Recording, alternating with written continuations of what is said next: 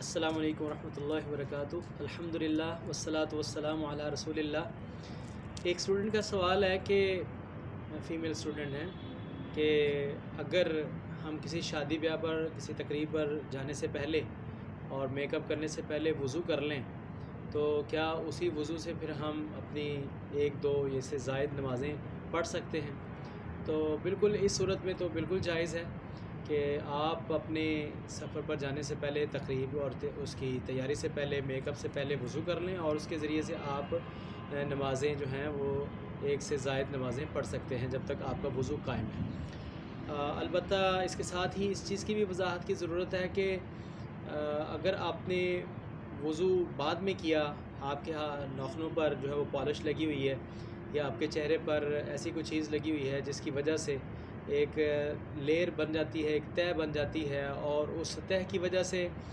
پانی جو ہے وہ جسم تک نہیں پہنچتا، تو ایسی صورت میں جو ہے وہ وضو نہیں ہوگا، اور وضو نہیں ہوگا تو نماز بھی نہیں ہوگی۔ اللہ سبحانہ وتعالیٰ کا فرمان ہے یا ایھا الذین آمنوا اذا قمتم الى الصلاۃ فاغسلوا وجوہکم وایدیکم الى المرافق وامسحوا برؤوسکم وارجلکم الى الکعبین۔ یہ سورہ مائدہ کی آیت نمبر 6 ہے۔ اللہ تعالیٰ فرماتے ہیں اے ایمان والو، جب تم نماز کی طرف کھڑے ہو تو اپنے چہروں کو اور اپنے ہاتھوں کو کونیوں تک جو ہے کونیوں سمیت دھو لو، وامسحوا برؤوسکم اور اپنے سروں کا مسح کر لیا کرو، اور وارجلکم الی الکعبین اور پاؤں کو ٹخنوں سمیت دھو لیا کرو۔ یہاں اللہ تعالیٰ کا حکم ہے، اور حکم جو ہے وہ واجب کے لیے فرض کے لیے آتا ہے، الامر للوجوب، حکم جو ہے وہ واجب اور فرض کے لیے ہوتا ہے۔ تو اللہ تعالیٰ کا یہ کہنے کے بعد یہ بات معلوم ہوتی ہے کہ یہ بات فرض ہے ہم پر کہ ہم اپنے ان اعضاء کو جسم تک پانی پہنچائیں اور مکمل دھوئیں۔ اور اس طریقے سے رسول اللہ صلی اللہ علیہ وسلم کا یہ ارشاد ہے، سیدنا اسامہ بن زید رضی اللہ عنہ سے روایت ہے، فرماتے ہیں کہ فلما جاء المزدلفہ تنزل فتوضا فاسبغ الوضوء۔ رسول اللہ صلی اللہ علیہ وسلم جب عرفات سے مزدلفہ پہنچے تو آپ صلی اللہ علیہ وسلم نے سواری سے اتر کر خوب اچھی طرح وضو کیا، پھر جماعت کھڑی ہو گئی۔ تو اسباغ الوضو کا مطلب ہوتا ہے کہ بالوں کی جڑوں تک اور جسم کے جلد تک جو ہے وہ مکمل طور پر پانی کا پہنچنا۔ اور ایسے ہی ابو ہریرہ رضی اللہ عنہ فرماتے ہیں کہ اسبغ الوضوء فإن ابا القاسم صلی اللہ علیہ وسلم قال ویل للعقاب من النار۔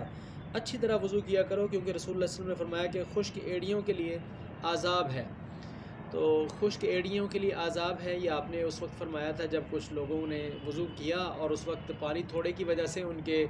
ایڑیاں جو ہیں وہ خشک رہ گئیں، تو آپ نے فرمایا ویل للعقاب، ویل للعقاب، ایڑیوں کے لیے ہلاکت ہے، ایڑیوں کے لیے ہلاکت ہے۔ اس سے یہ بات معلوم ہوتی ہے کہ اگر جسم پر پانی نہیں لگتا تو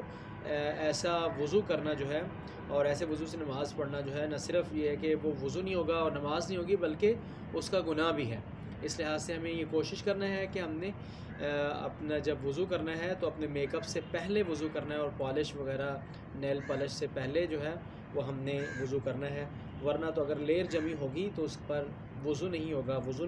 تو نماز نہیں ہوگی۔ اس طریقے سے بہت سے فتاویٰ بھی ہیں۔ ایک فتویٰ جو میں آپ کو پڑھ کے سناؤں گا یہ ہے سید محمد سابق رحمہ اللہ کا فتویٰ۔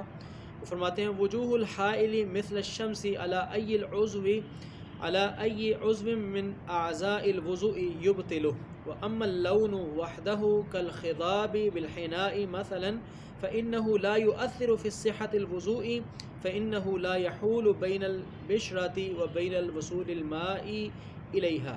اس کا ترجمہ یہ بنتا ہے، یہ فقہ السنہ میں امام صاحب نے یہ لکھا ہے، اگر وضو کے کسی عضو پر ایسی چیز لگی ہو جو پانی اور عضو کے درمیان رکاوٹ ہو، جیسے موم، جیسے اس طریقے سے جو میک اپ کی جو کوئی لیئر ہے، تو یہ رکاوٹ وضو کو باطل کر دے گی، مگر مہندی وغیرہ کا رنگ جو تو وضو کی صحت پر کوئی منفی اثر نہیں ڈالتا، کیونکہ وہ پانی کو عضو تک پہنچنے میں رکاوٹ نہیں بنتا، کیونکہ مہندی وغیرہ کا رنگ ہے۔ تو اس لحاظ سے اگر رنگ ہی صرف ہو کسی چیز کا تو اس میں تو کوئی حرج نہیں، لیکن اگر جسم پر کوئی لیئر بن جائے تو جس سے پانی جو ہے وہ جسم تک نہ پہنچے تو اس سے وضو نہیں ہوتا۔ اس طریقے سے شیخ محمد بن صالح العثیمین بڑے مشہور مفتی اعظم ہیں، سعودی عرب کے بہت بڑے عالم تھے اور مشہور مفتی ہیں عالم اسلام کے، تو انہوں نے تیل کے متعلق فرمایا ہے کہ انسان جب اعضائے وضو پر تیل کا استعمال کرتا ہے تو یہ دو صورتوں سے خالی نہیں ہوتا، یا تو تیل جامد جمع ہوا ہوگا تو اس صورت میں وضو سے قبل اس کا ازالہ ضروری ہے، کیونکہ تیل اگر اپنی موٹائی کی صورت میں ہی رہے گا تو وہ جسم تک پانی پہنچنے میں رکاوٹ ہوگا اور اس طرح طہارت نہ ہوگی۔ اور دوسری صورت یہ ہے کہ تیل سیال ہو اور اس میں موٹائی نہیں ہے، صرف اس کا اثر اعضاء پر موجود ہے، تو ایسا تیل غیر مضر ہے۔ ایسی صورت میں تمام اعضائے وضو پر پانی گرانا اور اس پر پانی گزارنا ضروری ہے، کیونکہ عادتاً تیل پانی سے الگ رہتا ہے۔ اس طرح بسا اوقات پانی اعضاء تک نہیں پہنچ پاتا، لہٰذا یہاں وہ لکھتے ہیں کہ ہم سائلہ سے یہ کہنا چاہیں گے کہ اگر اعضائے وضو پر تیل وغیرہ جامد شکل میں ہو تو وضو سے قبل اس کا ازالہ ضروری ہے کہ اس کو صاف کر لیں مکمل طور پر۔ اگر تیل سیال شکل میں ہے تو صابن استعمال کیے بغیر وضو کرنے میں کوئی حرج نہیں ہے۔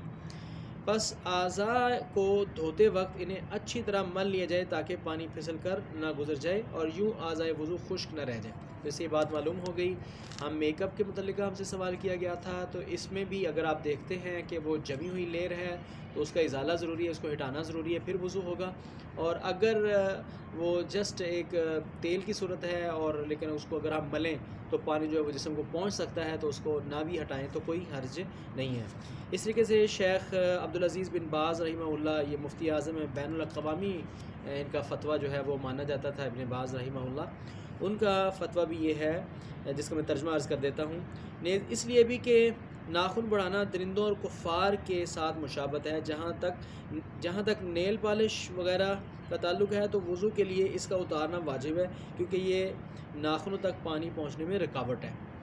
تو اس میں یہ بات واضح ہے، معلوم ہو گئی۔ تو ہمیں جو سوال کیا گیا تھا وہ یہ تھا کہ کیا ہم پہلے وضو کر لیں اور اس کے بعد میک اپ کر لیں اور اس کے بعد نیل پالش وغیرہ کچھ چیز لگائیں، تو کیا وہ